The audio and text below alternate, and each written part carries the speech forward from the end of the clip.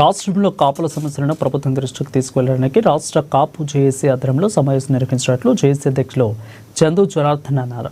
కాపుల మనోభావాలకు ముడిపడి ఉన్న తుని రైలు దహన ఘటనపై కేసులో రాష్ట్ర ప్రభుత్వం ఉపసంహరించుకోవడంపై రాష్ట్ర కాపు జేఏసీ నేతలు ప్రభుత్వానికి ధన్యవాదాలు తెలిపారు.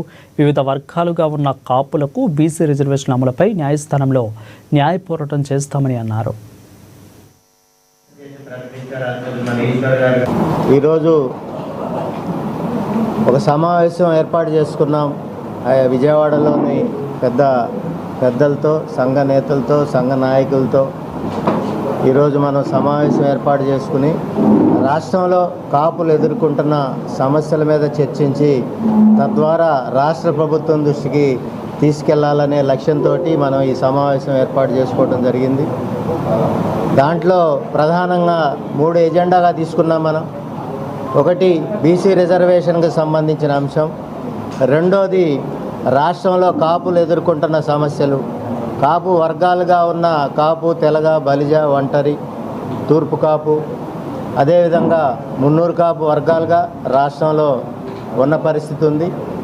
అనేక ఇబ్బందుల్లో రాష్ట్రంలో కులం ఉన్న నేపథ్యంలో ఈరోజు సీనియర్ నేతలతో మాట్లాడి వారి సలహాలు, వారి సూచనలతోటి సమస్యల మీద రాష్ట్ర ప్రభుత్వానికి ఒక నివేదిక ఇవ్వటం.